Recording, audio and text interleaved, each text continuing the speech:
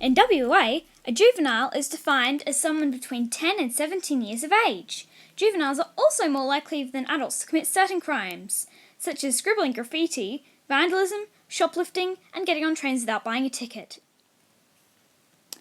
Luckily, worse crimes like murder and identity theft are rarely committed by juveniles, who are far more likely to be convicted of crimes committed involving property rather than violence towards other people.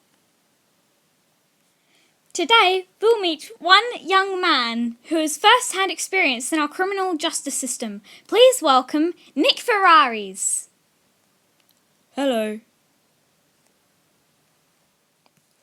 What inspired you to pursue a career in law, and what advice do you have for any juvenile offenders watching this?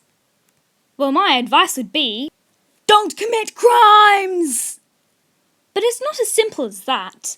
I actually decided to become a cop after I was arrested. You were arrested? What for? When I was 15, I was apprehended for reckless driving, dangerous driving, speeding, and theft of a motor vehicle. So you're a criminal? No. Can you describe the events that changed your life? Yes. Stealing a car and driving dangerously. It's a crime! Before 1907, children in WA were tried and charged like adults. 6-year-olds could be in jail alongside hardened adult criminals. Yeah. But the children's court is different to other courts. Sometimes, kids will be sent to a juvenile detention centre if they committed a serious crime. But mostly, kids don't get sent to jail anymore. Mostly the children's court tries to find ways to help juvenile offenders. Do you think you would have gotten away with it if you didn't confess? No. Which brings me to what inspired me to join the police force. Gonna get you! You're gonna what me? No, gonna get you. That's his name. Hello, Nick. Hi, Get You. How are you? I'm good. Don't want me to explain to this lady what happened? No, I want you to dance.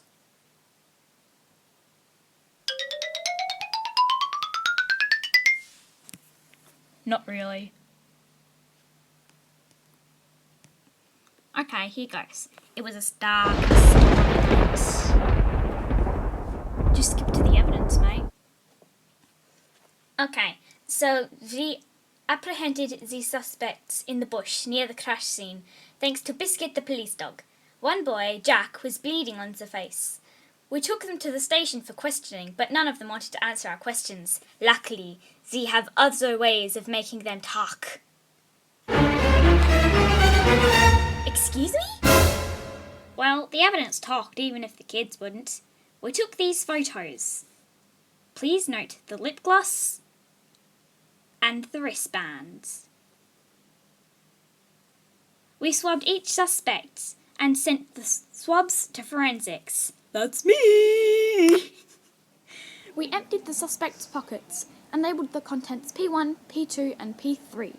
We found a torn piece of paper in the back seat which matched the note from P1. P1 also contained chapstick, whose ingredients matched with the X3 forensic swab. The P1 evidence belonged to Robin, who was wearing chapstick, and whose name was on the note. Therefore, the X3 swab was also Robin's, and we know she was sitting in the back and that P1 and X3 evidence belonged to her. Also in the vehicle, we found traces of type A blood on the front passenger airbag, which we labelled S1.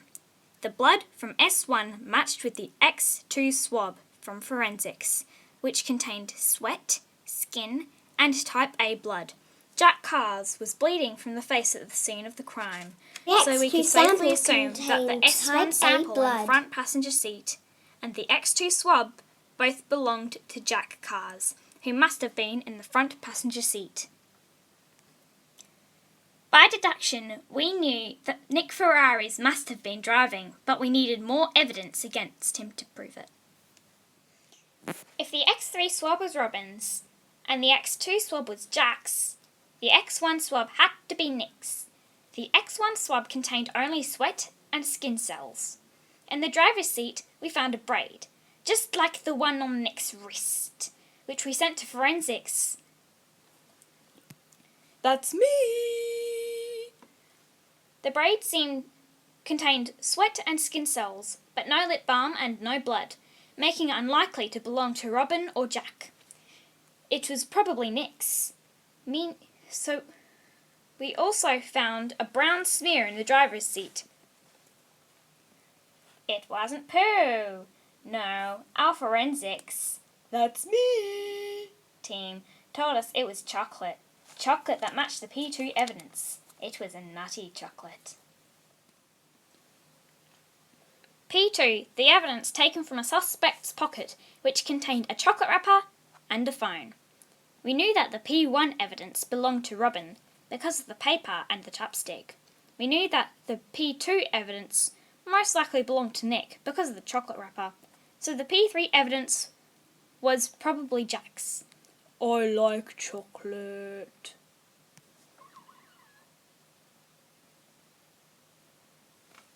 I like chocolate. The victim of the crime, whose car was stolen, stated that upon examining her crashed vehicle, she noticed the driver's seat had been moved back considerably, and that she would not have been able to reach the pedals. I would not have been able to reach the pedals. Cara was 161 centimetres tall. I measured all three suspects. Jack, at 161.5 centimetres tall, was less than a centimetre taller than Cara, and would not have been able to reach the pedals. Robin was only 1.5 centimetres taller than Jack, and we already knew she was sitting in the back seat. Nick Ferraris was 174 centimetres tall, and would have easily been able to reach the pedals, proving he must have been the driver of the stolen vehicle. Okay, but wait. This is only proving that Nick stole a car and drove it into a tree. It doesn't explain how Nick became a policeman. You have to understand. To me, it seemed like magic the way the team of policemen and forensics experts could turn chaos into order using logic, science, and cooperation. Senior Constable Ghetto wasn't interested in teaching us. He was just interested in justice. I wanted to be just like him. Remember, kids, don't do crimes.